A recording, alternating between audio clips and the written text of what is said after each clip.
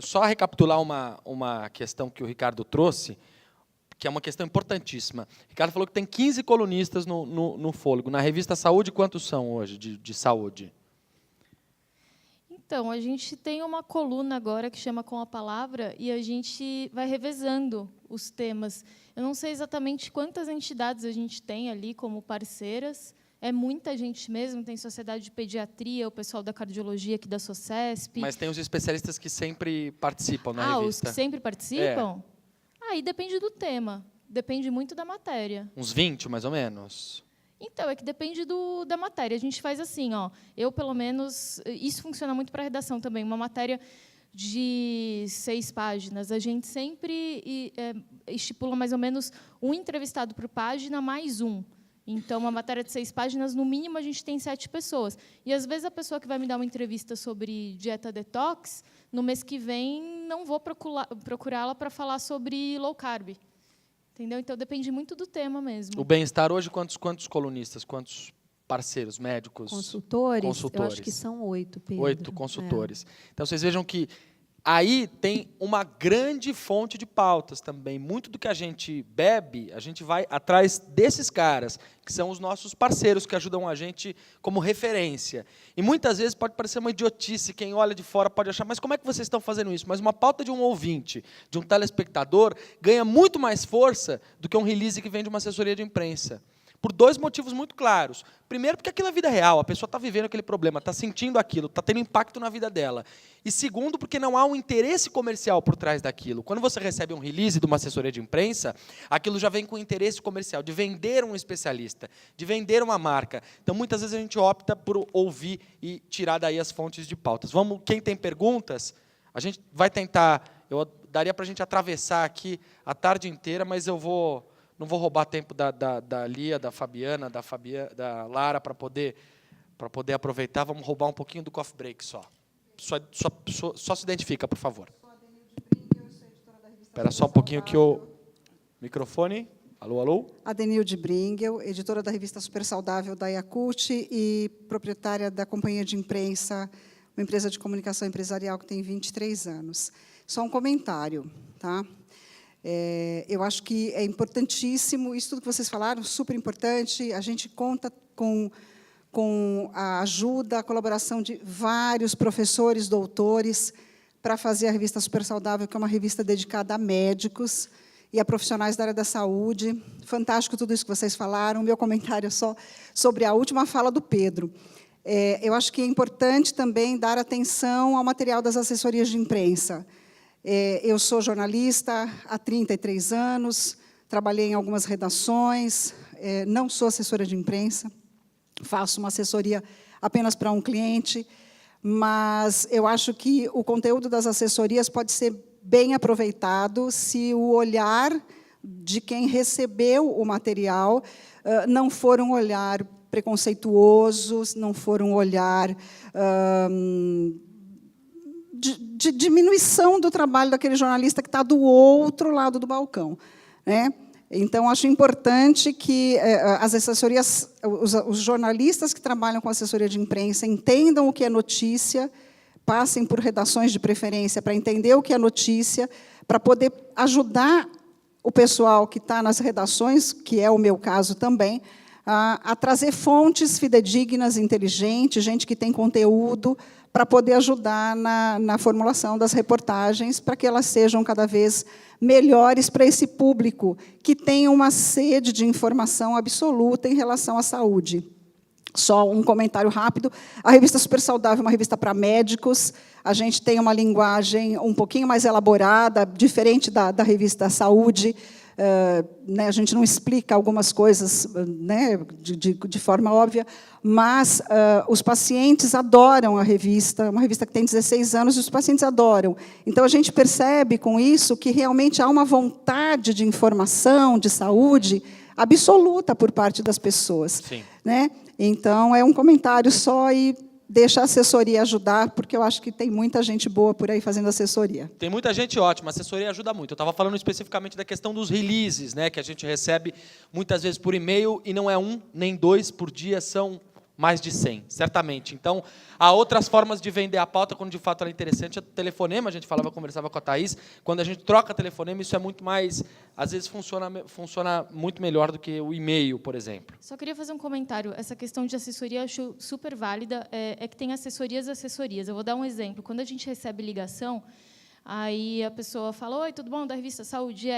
Eu queria sugerir uma pauta. A gente fala, legal, para qual editoria? É sobre saúde. Sobre saúde. Na revista Saúde, a gente tem atividade física, medicina, tem nutrição, aí tem filhos, que já aborda mais criança, tem pet.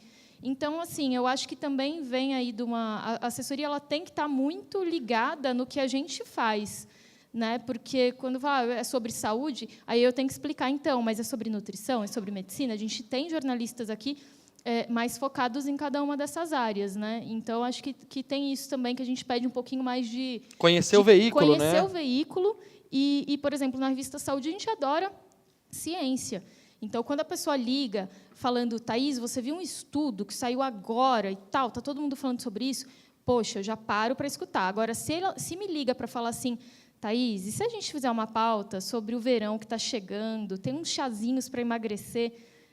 Não, entendeu? Não é a cara da revista Saúde. Então, a gente pede também um conhecimento maior sobre o veículo, porque isso faz toda a diferença para vender a pauta.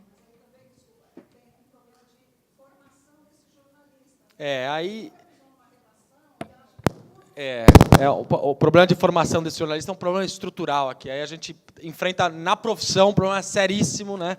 Que aí a gente teria muito a discutir. Mais perguntas?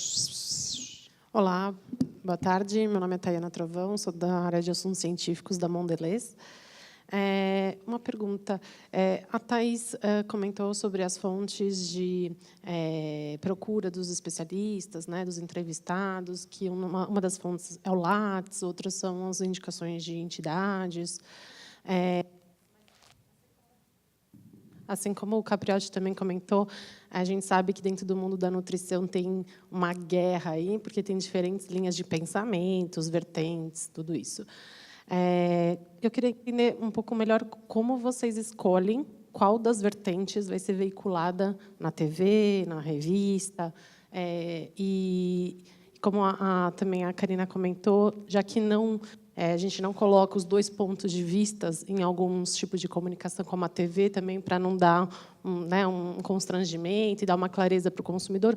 Como que a gente escolhe essa vertente? Como vocês escolhem essa vertente para ser veiculada? E a outra pergunta é, por exemplo, no bem-estar, a gente sabe que alguns temas eles se repetem. Como você comentou, são poucas pautas, mas que vocês vão repetindo de uma forma diferente para contar para o consumidor. Se vocês fazem uma busca no histórico para sempre mostrar a mesma vertente, ou se vocês gostam realmente de mostrar um programa com uma vertente, uma linha de pensamento, e daqui a alguns meses repetir o mesmo tema, só que com uma outra vertente. Karina, quer responder essa? Uma vertente que você diz seria exatamente o quê? Uma linha de pensamento. O óleo de coco. Tem os que são favoráveis e os que são não favoráveis. Como vocês escolhem o lado que vai ser veiculado? Por exemplo, o glúten, retirar o glúten da dieta, o leite. Eu acho o seguinte, não é que a gente escolhe um lado, né? Eu acho que, assim, no bem-estar, o que a gente procura fazer, quando a gente tem um tema, a gente procura apurar o máximo de informação que a gente pode ter sobre aquele tema. A gente é jornalista que trabalha com saúde, mas a gente não é médico.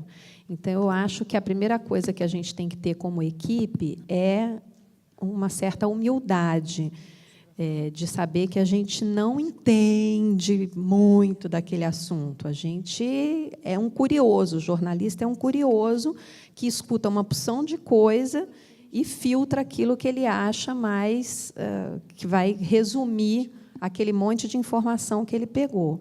Então, assim, a gente tem alguns consultores de saúde que aparecem no vídeo, mas a gente tem uma consultora de saúde que é uma pessoa fundamental na nossa equipe, é uma pessoa que não aparece no vídeo, é uma pessoa que ela é professora titular da USP e que ajuda a gente, muitas vezes, a entender alguns assuntos e entender as pesquisas que foram feitas sobre aquele determinado assunto. A gente não tem a arrogância de pegar uma pesquisa científica e destrinchar sozinho. A gente não teria essa capacidade. A gente tem uma pessoa que faz isso para a gente. Então, vamos falar sobre um determinado assunto. Bom, tem isso, essas pesquisas sobre o assunto.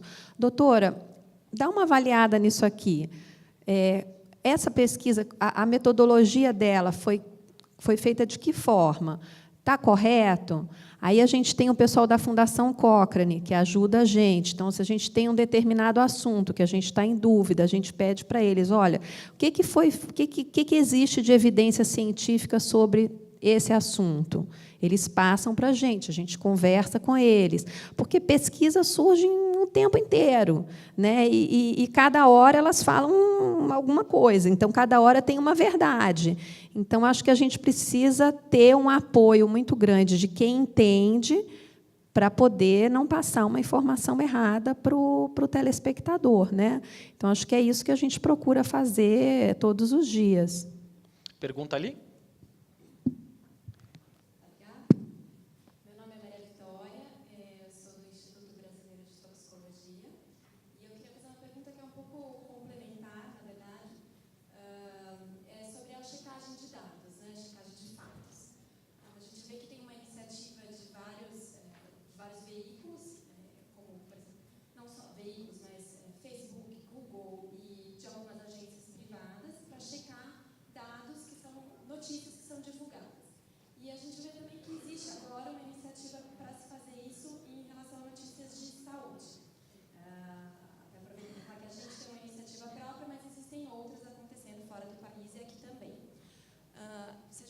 Um pouquinho, eu queria saber se existem, dentro das equipes de vocês, uma metodologia, uma coisa que aconteça regularmente de checagem. Então, já vi que existe alguma coisa assim, mas como isso funcionaria, como são checados os fatos, e como vocês enxergam equipes externas ou agências, não sei se todo mundo aqui conhece, por exemplo, a agência Lupa.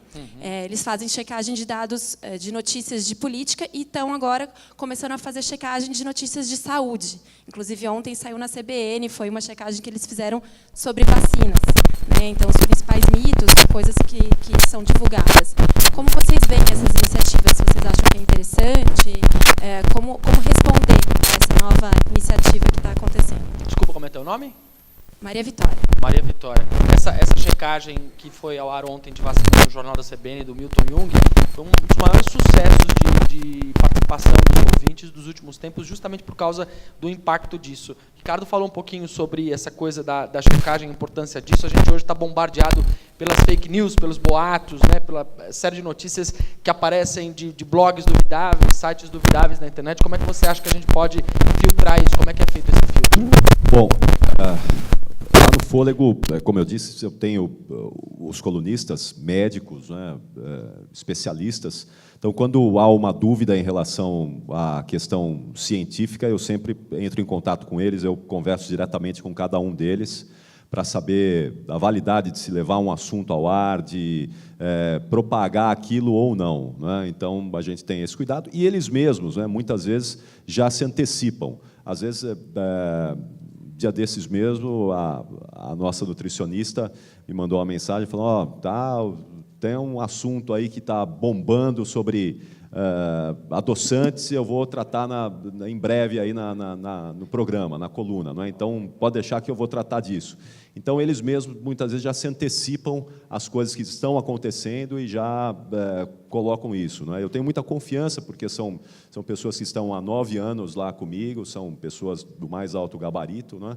Então, eu fico tranquilo em relação a essa questão, não é? Acho que é fundamental isso, a gente ter esse cuidado, de não levar uma informação errada, de não propagar uma informação, não diria mentirosa, mas uma informação que não tem a validação científica, não é? Então, isso para a gente é fundamental. E acho que a sobrevivência do jornalismo ela depende, e ela se vale também muito disso, né? Quer dizer, a gente quer ser referência para a população do ponto de vista dessas informações. Então, a gente imagina que a credibilidade que tem o Bem-Estar, a revista Saúde, a Bandeirantes, o Fôlego, ajudem as pessoas no momento delas saberem se aquela informação procede ou não procede. Por isso, especialmente nos grandes veículos, o jornalismo sobrevive. Vocês devem ter visto nas redes sociais, entre ontem e hoje, uma placa da Prefeitura de São Paulo, no Parque do Ibirapuera, sobre a retirada de uma ciclovia patrocinada pela Nike, que causou uma confusão, isso foi compartilhado. Poxa, mas a gestão Dória, a Nike está patrocinando a retirada das ciclovias na cidade de São Paulo e tudo mais, foi uma grande polêmica nos últimos 2 dias, aí o UOL foi lá e fez uma matéria e disse, não é isso, a placa foi colocada errada, o anúncio não era aquele, não é a retirada da ciclovia que eles estão patrocinando, mas as obras no estádio, no campo de futebol ali. Então, a expectativa é de que o jornalismo tradicional, clássico, os grandes veículos, ajudem justamente a população nesse filtro do que vale e do que não vale a pena ser ouvido e ser compreendido. Muito obrigado a todos e uma salva de palmas aos nossos palestrantes.